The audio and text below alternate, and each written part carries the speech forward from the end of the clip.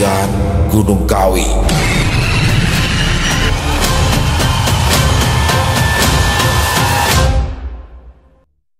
Assalamualaikum warahmatullahi wabarakatuh. Halo semuanya teman-teman. Selamat malam, selamat datang kembali di channel kesayangan kita, channel Ilo Bercerita. Dan masih bersama saya Ilo. Dimanapun teman-teman berada, semoga teman-teman selalu dalam keadaan sehat walafiat, tanpa kekurangan satu apapun. Amin, amin ya robbal alamin. Dan pada kesempatan yang baik ini saya akan membawakan satu kisah dari Mbak Alma. Kisah tentang pesugihan Gunung Kawi. Wow, sangat menarik ya teman-teman ya. Tapi sebelum kita masuk ke dalam kisahnya, buat teman-teman yang mungkin baru gabung atau yang sudah lama gabung tapi ternyata lupa nih ya, belum subscribe, ayo dong, bisa diklik dulu tombol subscribe. Jangan lupa lonceng notifikasinya juga dinyalakan agar teman-teman selalu mendapatkan notifikasi dari konten-konten yang akan kami upload selanjutnya. Dan untuk channel Ilo Bercerita kami upload setiap hari ya teman-teman ya, setiap malam jam 9 malam waktu Indonesia bagian Barat. Oke, nggak pakai berlama-lama lagi, pasti udah nggak sabaran kan untuk masuk ke dalam kisahnya. Kita langsung saja menuju ke Malang, Jawa Timur. Kabupaten Malang, Jawa Timur, sekitaran tahun 1998. Pagi itu, suasana di desa Sekarsari begitu cerah. Terlihat beberapa orang memulai aktivitas, sebagian ada yang ke pasar, sawah, dan beberapa yang lain terlihat sibuk dengan hewan peliharaan. Namun, ketenangan itu tidak berlangsung lama. Tiba-tiba saja, dari sebuah rumah sederhana berdinding bambu, suara teriakan terdengar. "Tolong!" Yanto berdiri di depan rumah, wajahnya terlihat begitu panik, tubuhnya gemetar. Beberapa warga yang berada di sekitar tempat itu langsung tersentak, bahkan di antara mereka ada yang menghentikan langkah kakinya, memandang ke arah rumah itu dengan tatapan bingung. Sebagian yang lain segera berlari ke arah sumber suara. "Ada apa? Ada apa Mas Yanto?" tanya seorang pria yang kini sudah berdiri di depan Yanto. Sambil berusaha mengatur nafasnya, Yanto menunjuk ke dalam rumah. "Tolong Pak, tolong. Ibu saya dia..." Tenang Mas, tenang dulu. Ceritakan pelan-pelan." Pak Sueb, petugas keamanan di desa Sekarsari. Yanto nafasnya tersengal, keringat menetes dari keningnya, tubuhnya bergetar hebat. Tanpa menunggu lagi, Yanto langsung menarik tangan Pak Sueb masuk ke dalam rumah. Beberapa saat kemudian, mereka sudah berdiri di ambang pintu kamar. Di dalam kamar ketiga, anak Yanto sudah menangis di sisi tempat tidur. Nenek kenapa?" Suara Bira, putri pertama Pak Yanto, terdengar pelan. Tangannya mengguncang tubuh Masumi. "Tolong Pak, ibu saya meninggal Pak." Suara Yanto pecah air mata yang sejak tadi berusaha ia tahan, kini justru mengalir deras. Innalillahi wa inna ilaihi rojiun. Pak Sueb berjalan ke arah ranjang. Matanya seketika melebar saat melihat kondisi Masumi, ibunda Pak Yanto. Tubuh Masumi terlihat sudah membiru, seolah sudah meninggal beberapa jam yang lalu. Namun, di balik semua itu, justru ada hal yang membuat bulu kuduk Pak Sueb merinding. Di bagian leher Masumi terlihat luka sayatan yang cukup lebar, membuat lehernya nyaris putus. Darah menggenang menyisakan noda merah pada spray putih dengan motif bunga-bunga. "Astagfirullah," ucap Pak Sueb lirih, kedua tangannya menutup mulutnya. "Masumi ini kenapa Thomas? Kok bisa ada luka di lehernya?" "Saya juga nggak tahu Pak.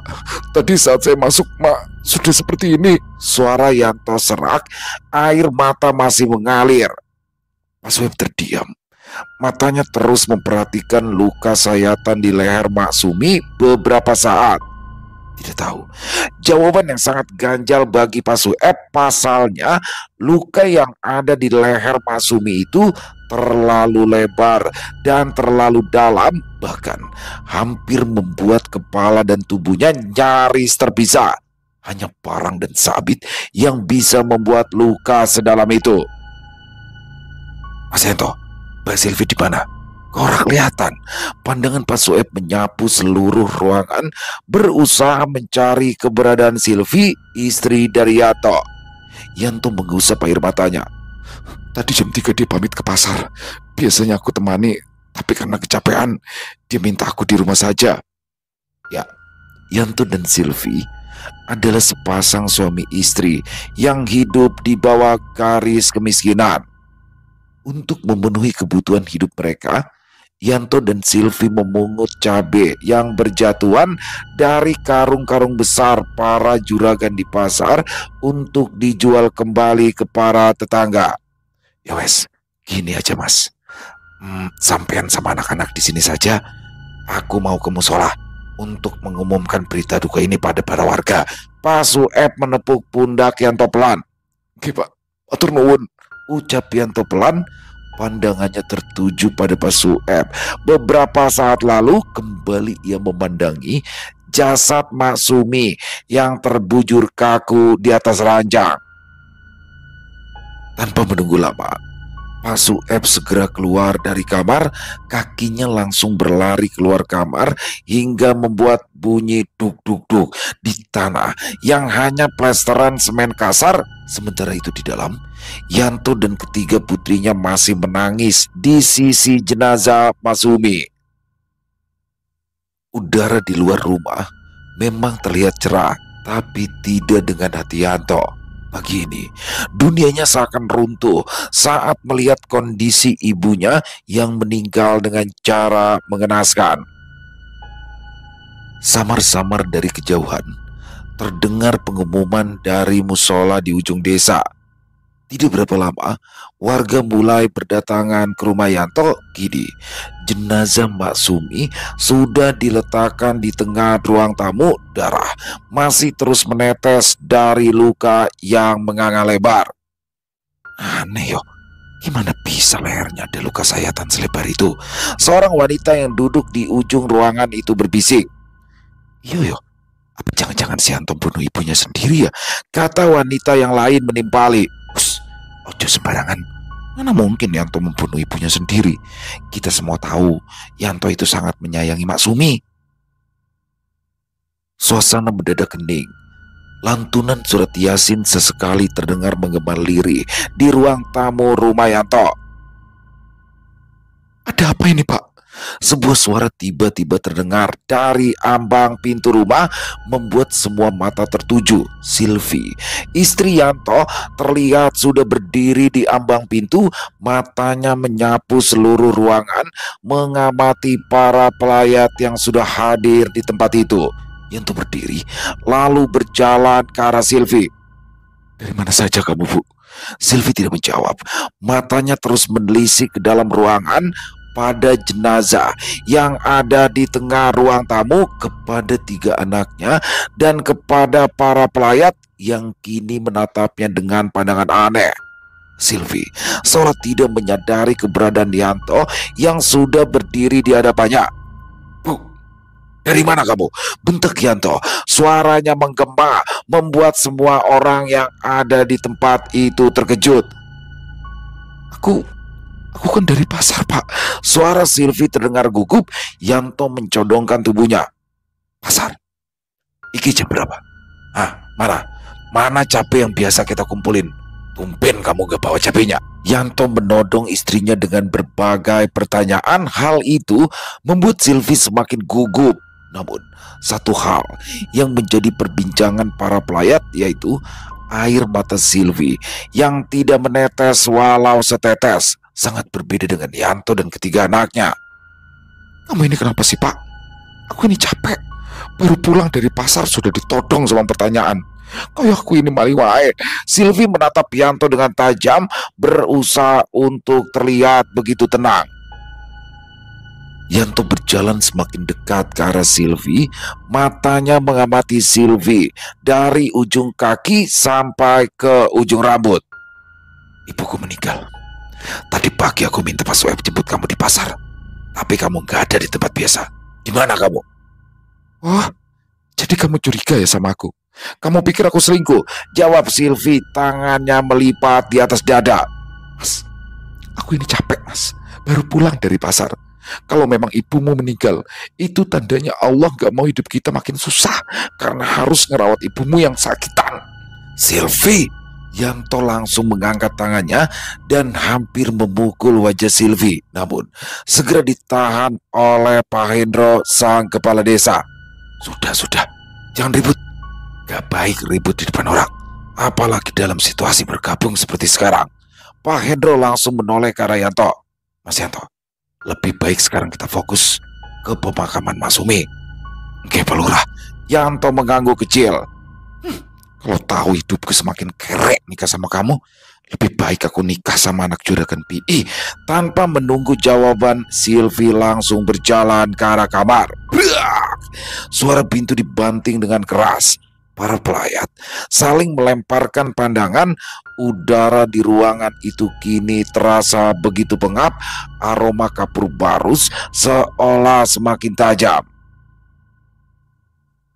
1 bulan berlalu setelah kepergian Mak Sumi. Kehidupan Silvi dan Yanto kini berubah drastis. Silvi yang selama ini dikenal sebagai tukang pungut cabai justru menjadi pedagang cabai yang cukup sukses di desa Sekarsari. Kios cabai miliknya tidak pernah sepi pembeli. Pesanan dalam jumlah besar selalu saja menghampiri kios cabai milik Silvi. Bahkan mereka kini sudah memiliki beberapa karyawan. Malam itu, Silvi yang baru saja terbangun dari tidurnya langsung turun dari ranjang. Kakinya terasa dingin saat menyentuh lantai semen. Silvi menoleh sekilas ke arah Yanto yang masih tertidur pulas. Krek. Pintu berderit saat dibuka. Silvi langsung berjalan ke arah kamar mandi yang ada di ujung dapur. Namun baru beberapa langkah ia berjalan, telinganya mendengar sebuah ketukan halus dari kamar Mas Sumi. Tok tok tok. Suara itu terdengar pelan. Silvi menghentikan langkahnya, pandangannya langsung tertuju pada pintu kayu yang masih tertutup rapat. Kok ada yang ketuk-ketuk pintu ya? Tok tok tok. Suara itu terdengar kembali, kali ini agak keras dan agak cepat seolah mendesak untuk segera dibuka. Silvi tercekat, gerakannya terhenti. Silvi menajamkan pendengarannya berharap ia salah dengar. Namun ketukan itu terus terdengar, suaranya semakin jelas. Hingga tanpa sadar kakinya berjalan ragu saat mendekat ke arah kamar. Tubuhnya gemetar hebat, nafasnya terasa sesak seolah ada beban berat yang menekan dadanya itu. Tubuhnya gemetar hebat, nafasnya terasa sesak. Krek. Suara pintu berderit saat dibuka. Kamar itu terlihat begitu rapi dengan lampu yang masih menyala di tengah kamar. Aroma minyak angin yang biasa digunakan Mak Sumi bercampur aroma anyir darah menusuk hidung. Di ranjang terlihat seorang wanita berambut putih panjang menjuntai hingga ke lantai duduk membelakanginya. Aroma amis darah menusuk ke hidung semakin kuat membuat Silvi merasa mual. Silvi menyipitkan matanya. Loh, kok ada orang ya? Siapa? Apa jangan-jangan Silvi menghentikan ucapannya, menepi semua yang ada di pikirannya. Kakinya perlahan masuk ke dalam kamar. Tiba-tiba lampu kamar berkedip cepat. Brak! Pintu kamar tertutup dengan sendirinya. Silvi tersentak kaget. Ia langsung menoleh ke arah pintu. Kok bisa dibuka ini? Tangannya berusaha menekan gagang pintu, namun pintu tetap tertutup, terkunci dari luar. Tangan Silvi memukul pintu kayu itu dengan kuat, berharap ada seseorang yang mendengarnya. Pak, Bapak, buka pintunya Pak, jangan bercanda. Suara Silvi menggema di dalam kamar.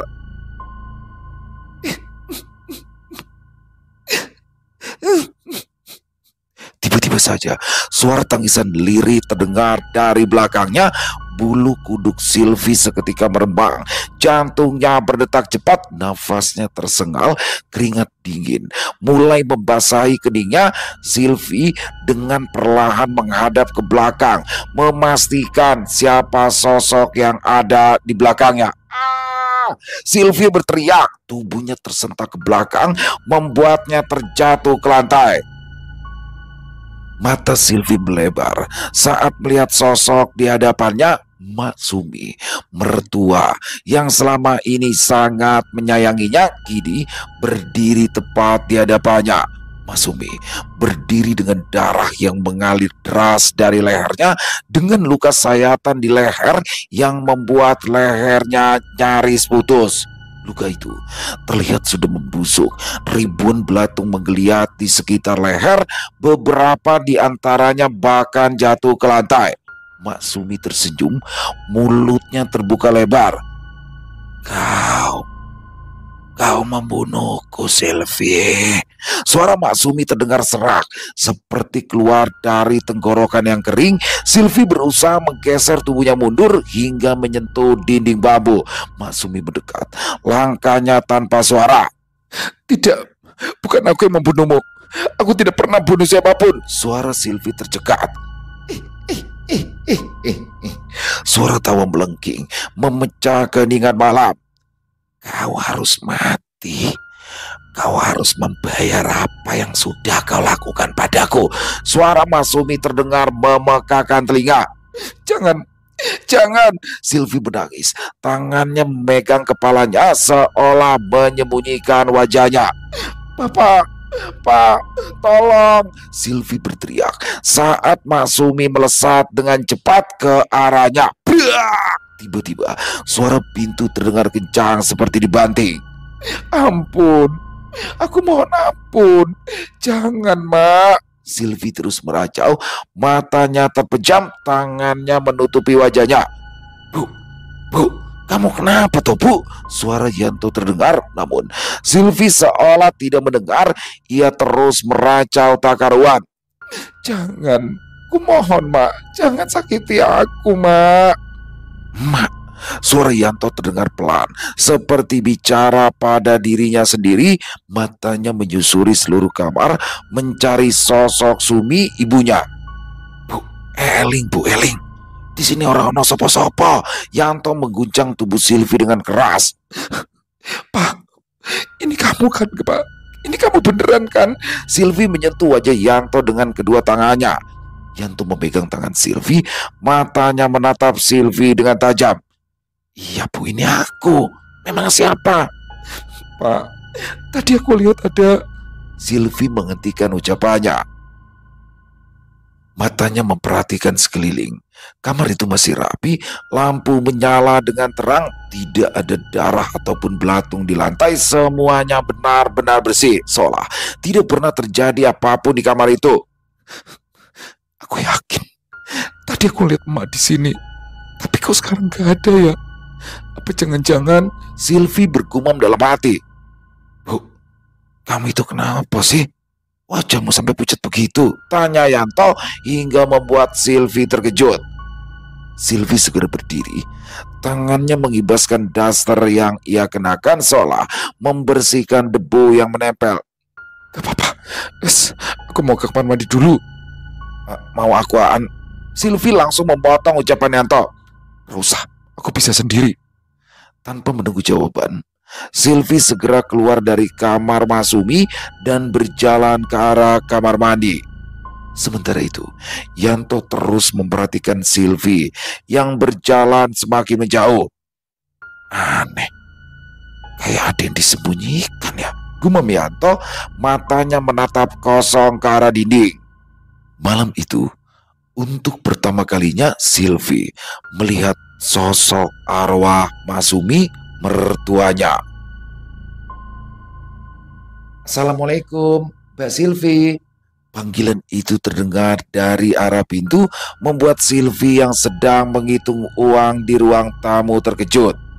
Tangannya masih sibuk menghitung lembaran uang yang masih menumpuk. Pak, Bapak, ada tamu itu, cepat lihat. Yanto yang saat itu sedang bermain di dalam kamar bersama ketiga anaknya langsung berjalan ke arah ruang tamu.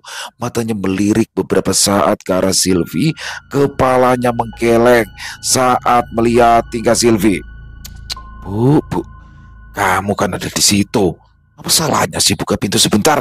Suara Yanto terdengar kesal, namun masih bisa didengar oleh Sylvie. Sylvie dengan gerakan kasar melempar tumpukan uang yang ada di tangannya ke atas meja. Matanya menatap Yanto dengan tajam. Pak, kamu itu loh udah gak bisa cari uang, malah protes terus. Ingat ya Pak, hidupmu itu aku yang nanggung. Jadi gak usah ngebantah ataupun banyak protes. Ya bukan gitu Bu, aku kan cuma... Belum selesai Yanto menjawab, Sylvie langsung memotong. Rausa kakean cangkem, lebih baik buka sana pintunya. Lihat mukamu bikin aku muak. Yanto hanya menarik nafas dalam, lalu mengembuskannya kasar, bersabar dan berharap hanya itu yang bisa ia lakukan sekarang. Pasalnya, sosok Sylvie yang ia kenal sekarang jauh berbeda dengan Sylvie yang ia kenal dulu. Bu, tuh ada Bu Joko datang. Yanto kini sudah berdiri di hadapan Sylvie. Bu Joko, seorang janda miskin dengan 4 orang anak. 2 tahun lalu, suaminya pergi tanpa pamit. Menurut beberapa warga, suaminya kini sudah menikah kembali dengan seorang wanita muda yang bekerja sebagai biduan di desa sebelah. Assalamualaikum Mbak Sylvie. Bu Joko membungkukkan badannya sedikit. Sylvie menghentikan aktivitasnya beberapa saat. Matanya melirik ke arah Bu Joko dengan balas, lalu kembali melanjutkan aktivitasnya, kembali menghitung lembaran uang dengan lincah. Yanto mempersilahkan Bu Joko untuk duduk. Monggo Bu, silakan duduk. Matur nuwun Mas. Bu Joko mengangguk. Ia menjatuhkan tubuhnya di sofa empuk yang baru beberapa hari lalu dibeli oleh Sylvie. Bu, berhenti dulu toh. Itu ada Bu Joko. Yanto menyenggol tangan Sylvie pelan. Alah, paling juga mau pinjem uang, jawab Sylvie tanpa menoleh ke arah Yanto. Dia kan orang miskin, apalagi tujuannya datang ke sini kalau bukan pinjem uang? Sylvie langsung mengangkat wajahnya menatap Bu Joko dengan tajam. Ya kan Bu? Bu Joko tersenyum ragu. Ia mengangguk pelan. Oke Mbak Sylvie. Suasana mendadak hening. Bu Joko terus menunduk. Tangan Bu Joko merembas ujung jilbabnya dengan erat, membuat kain itu terlihat semakin kusut dari sebelumnya.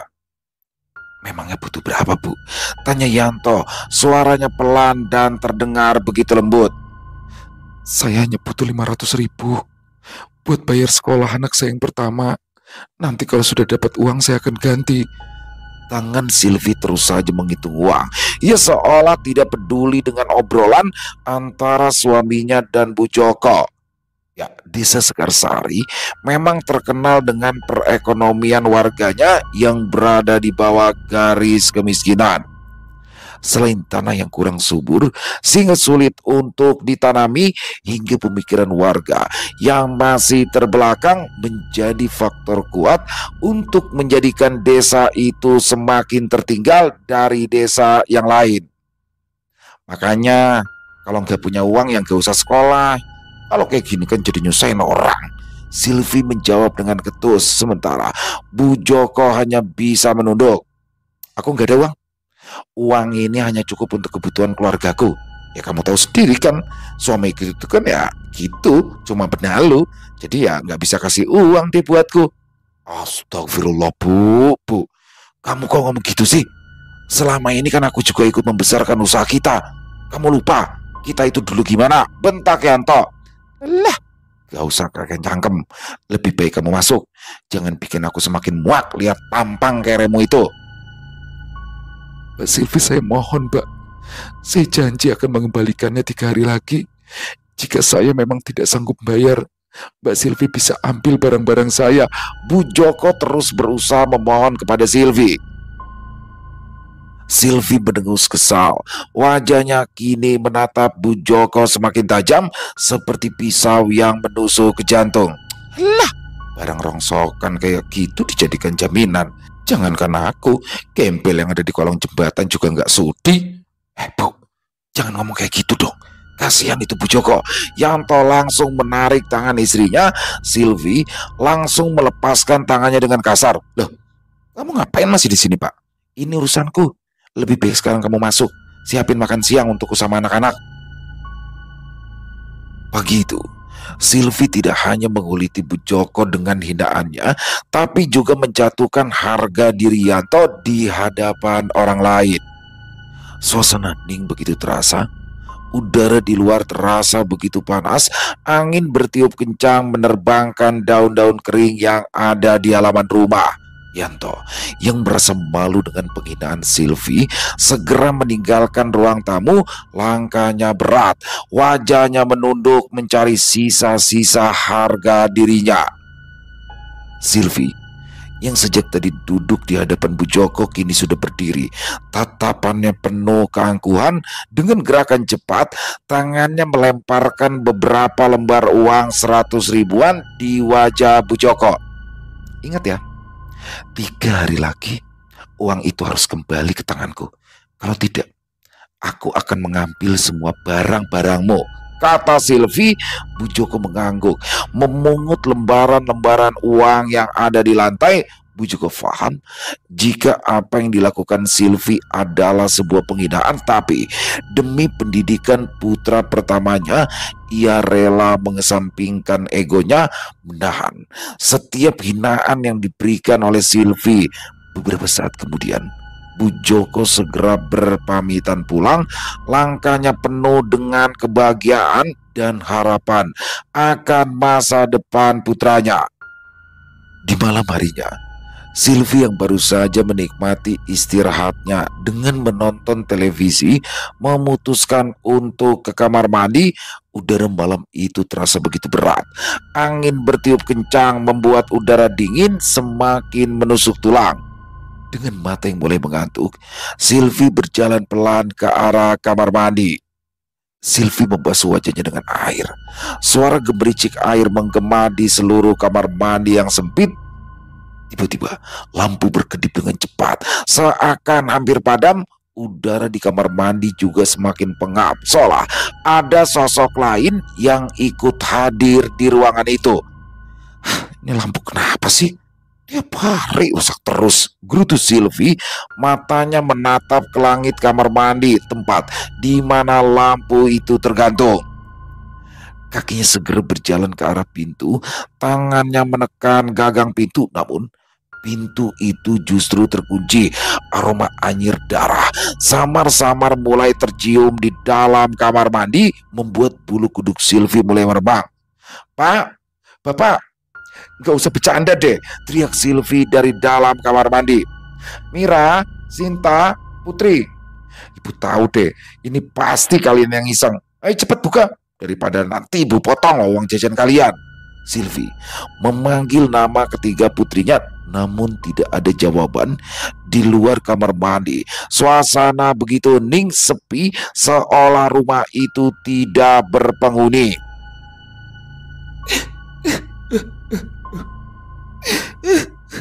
Suara tangisan tiba-tiba terdengar. Tubuh Silvi seketika kaku. Itu kok kayak suara emak. Tangan Silvi menggenggam gagang pintu semakin erat. Suara tangisan itu semakin terdengar dengan jelas di belakangnya. Dengan gerakan kaku dan patah-patah, Silvi berbalik menoleh ke belakangnya. Tubuhnya seketika tersentak ke belakang. Biak! Suara benturan terdengar pelan saat punggung Silvi menabrak pintu. Mak, suara Silvi tercekat, tangannya bergetar. Sosok Mak Sumi kembali hadir di hadapan Silvi dengan wujud yang penuh darah. Rambutnya yang putih panjang menjulur hingga ke lantai, kuku-kukunya panjang di bagian lehernya. Luka sayatan menganga lebar, darah terus mengucur dari luka itu. Kau harus membayar semuanya, Silvi. Suara Mak Sumi terdengar serak. Air mata mulai mengalir dari kedua mata Silvi. Tidak, aku tidak membunuhmu. Kamu mati sendiri karena penyakitmu, bukan aku. Ih, ih, ih, ih, ih. Tawa melengking keluar dari mulut Masumi. Tiba-tiba saja sebuah rambut panjang melingkar di leher Sylvie. Lilitan rambut semakin kuat, nafas Sylvie seolah semakin tercekik. Dengan sisa-sisa tenaganya, Sylvie berusaha mengetuk pintu kamar mandi. Ampun, Mak. Ampun. Suara Sylvie semakin lirih, wajahnya semakin membiru karena kekurangan oksigen. Kau akan mati malam ini, Sylvie. Wanita sepertimu tidak pantas mendampingi putraku. Rambut itu semakin melilit leher Sylvie dengan kuat. Tubuh Sylvie semakin lemas perlahan. Ia mulai terduduk di lantai kamar mandi.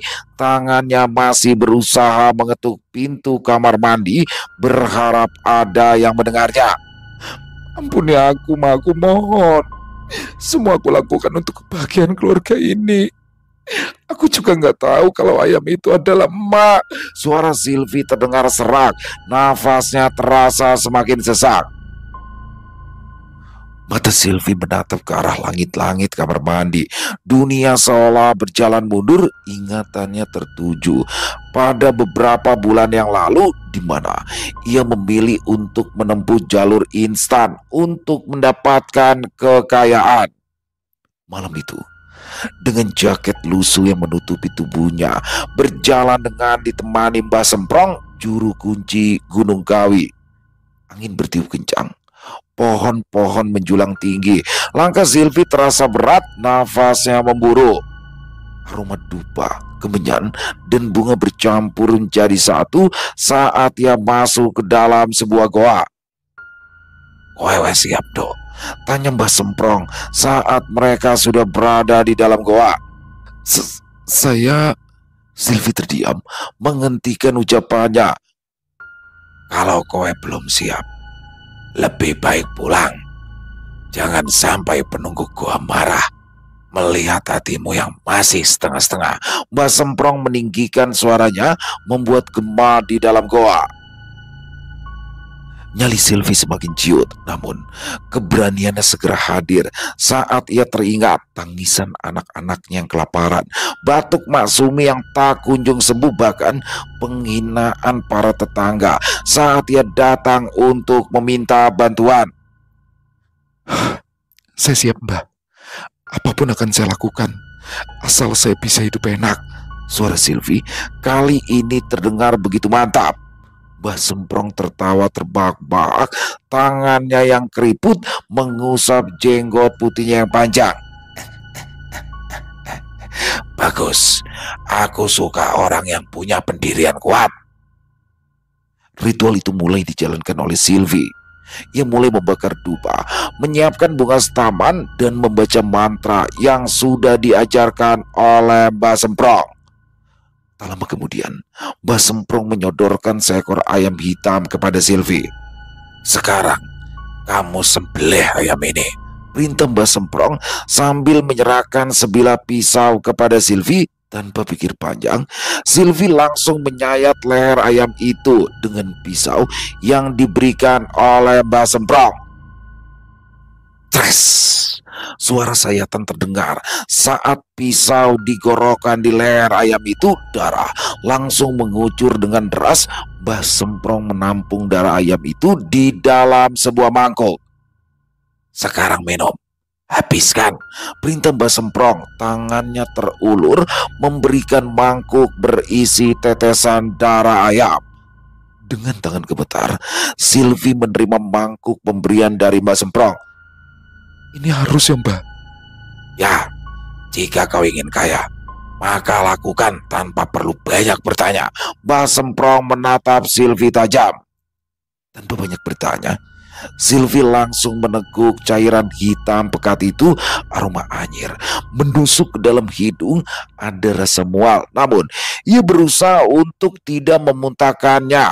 Setelah itu, Sylvie diizinkan untuk pulang. Sylvie yang baru saja sampai di rumah baru menyadari jika ayam yang ia potong itu adalah sosok Maksumi mertuanya. Bu, Bangun Bu, Ibu. Suara Mira terdengar.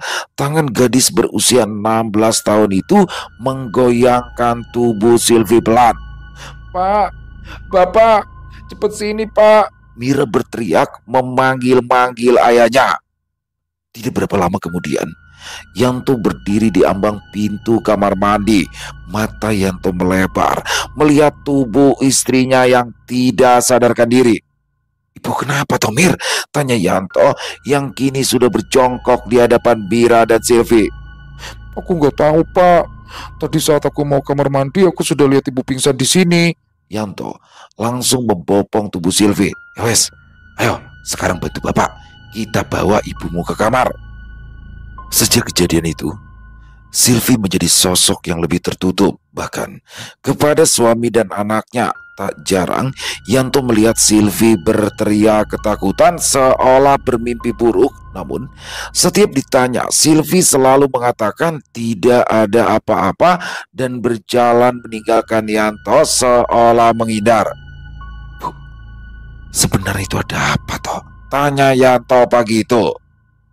Silvi menoleh ke arah Yanto beberapa saat, lalu pandangannya tertuju pada halaman rumah yang terlihat mulai ramai dengan aktivitas warga desa. Gak ada apa-apa.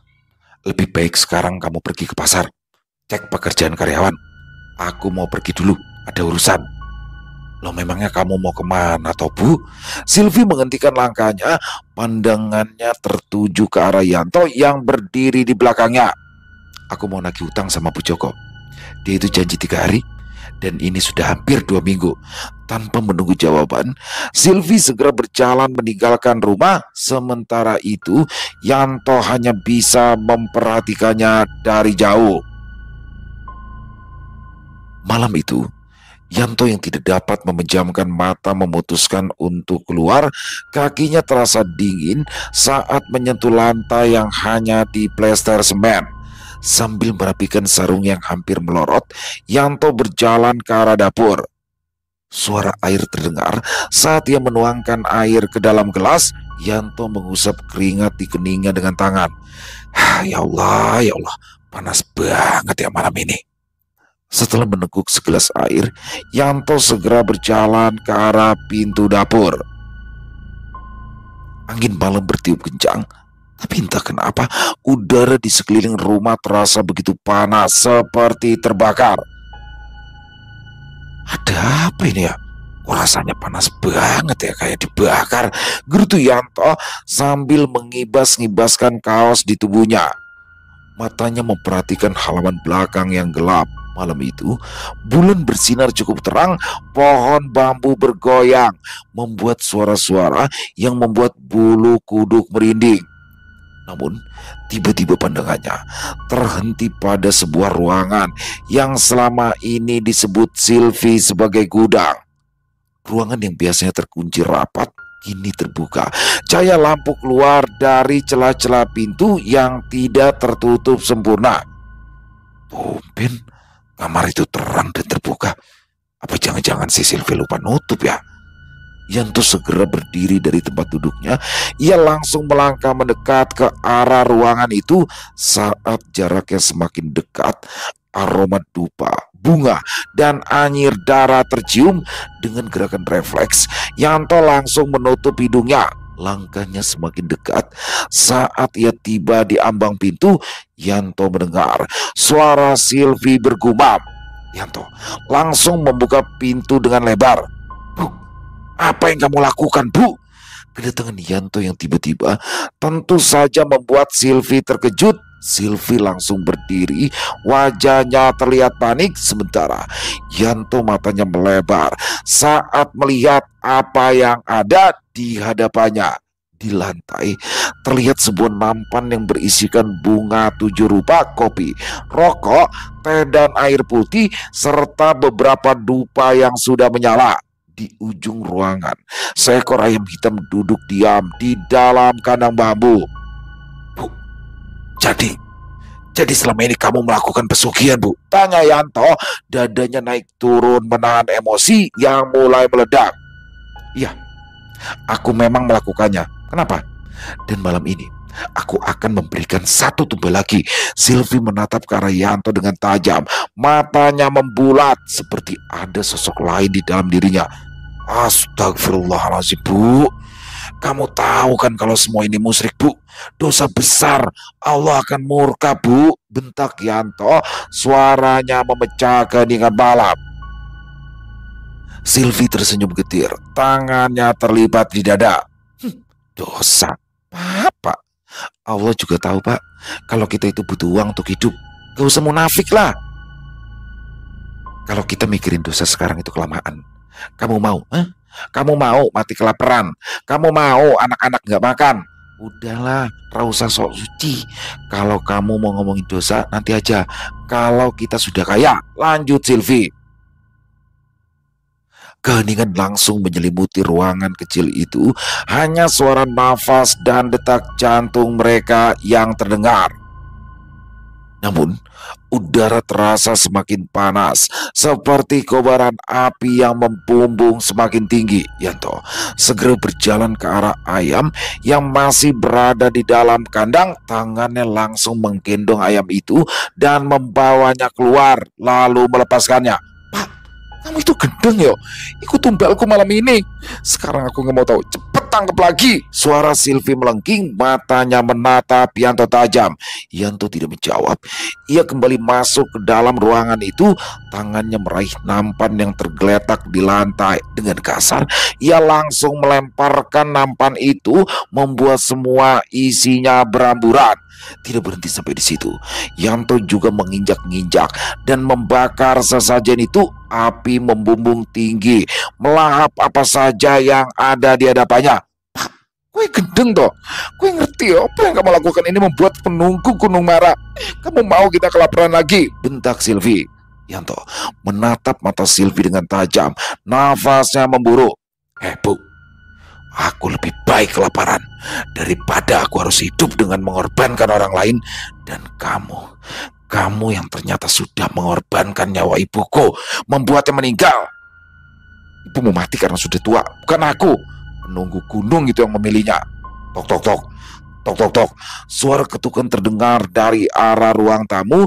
Yanto dan Sylvie segera berjalan ke arah pintu.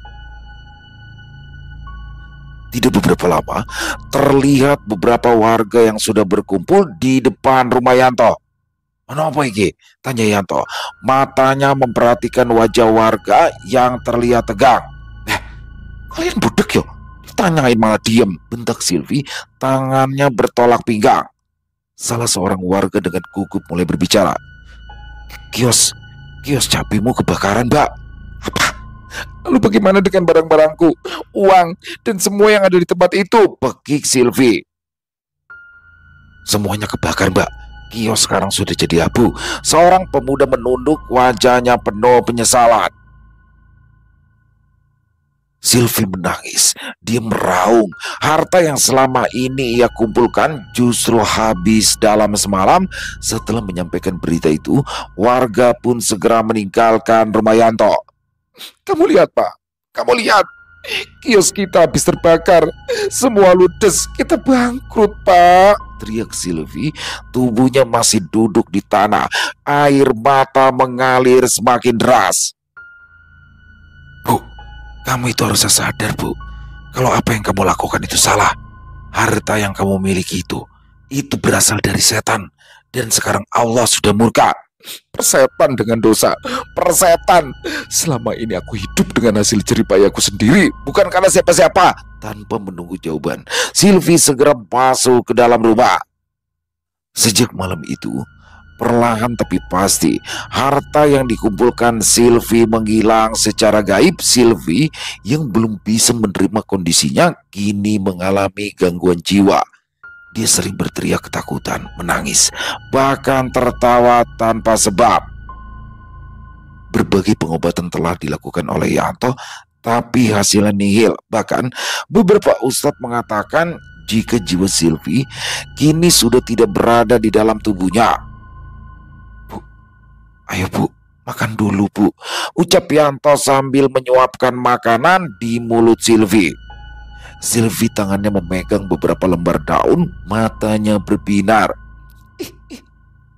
Lihat, uangku banyak, aku kaya. Penguasa Gunung Kawi sudah memberikanku banyak uang. Yanto menghirup nafas dalam, tangannya mengusap kening Silvi dengan lembut. Ada rasa iba dalam hati Yanto, namun saat ini ia tidak dapat melakukan apapun selain mengikhlaskan apa yang terjadi pada istrinya. Ya Allah, ampunilah dosa istriku. Aku tahu dia salah ya Allah. Tapi jangan kau hukum dia seperti ini. Yanto memeluk tubuh Silvi dengan erat. Air mata perlahan menetes dari matanya. Selesai. Wow, luar biasa kisah dari Alma. Pesugihan Gunung Kawi. Silvi. Ya, seperti inilah teman-teman gambarannya ya. Ketika menyerah pada kehidupan, merasa bahwa tekanan ekonomi sudah tidak bisa lagi lepaskan dengan cara yang biasa, akhirnya menempuh cara yang tidak biasa, cara hitam seperti apa yang dilakukan Silvi. Berangkat dia tuh buat nemuin Mbah Semprong ya kan, melakukan ritual di Gunung Kawi. Tapi by the way memang Gunung Kawi terkenal banget tuh ya. Saya pribadi sendiri sih belum pernah sih ke Gunung Kawi ya. Tapi memang sangat terkenal dengan ritual pesugihannya, dan pada kesempatan yang baik ini Mbak Alma memberikan kisah tentang pesugihan Gunung Kawi. Luar biasa sekali di sini. Akhirnya apa yang sudah didapat oleh Silvi dengan bisnis cabainya meningkat akhirnya menghilang begitu saja. Dan yang paling saya salut di sini bagaimana Yanto ya, suaminya, dia udah tahu nih ibunya meninggal karena menjadi tumbal dari pesugihan yang sudah dilakukan Silvi, tapi di sini dia tetap merawat Silvi ketika Silvi sudah kehilangan kewarasannya. Dia tetap mendampingi istrinya, memohon kesembuhan pada Allah untuk kesembuhan bagi Silvi. Luar biasa sekali ya orang-orang seperti Mas Yanto ini. Overall kisahnya keren banget. Terima kasih buat Mbak Alma ya atas kisahnya yang luar biasa. Ditunggu lagi untuk kisah-kisah selanjutnya. Dan semoga kisah barusan bisa menghibur teman-teman semua para pecinta penikmat horor misteri. Lebih khususnya lagi kepada para subscriber dari channel Ilo Bercerita. Buat teman-teman yang mungkin punya komentar lain, silahkan bisa menuliskannya di dalam kolom komentar ataupun hanya sekedar saling menyapa. Insya Allah kami akan menjawab satu persatu. Buat teman-teman yang suka dengan videonya, dengan kisah barusan, bisa diklik tombol like-nya, tombol jempolnya boleh juga dibantu di-share ya. Link videonya ini ke teman-teman yang lain agar juga ikut merasa terhibur. Di akhir kata, saya Ilo mengucapkan permohonan maaf apabila mungkin dalam pembawaan kisahnya barusan ada kata-kata saya yang salah ataupun ada kata-kata saya mungkin yang kurang berkenan. Saya mohon dibukakan pintu maaf yang seluas-luasnya. Sampai berjumpa lagi di konten-konten kami selanjutnya yang pasti tidak kalah serunya, yang pasti tidak kalah horornya. Masih bersama saya Ilo di channel Ilo Bercerita. Salam sehat, sukses selalu untuk kita semua. Wassalamualaikum warahmatullahi wabarakatuh.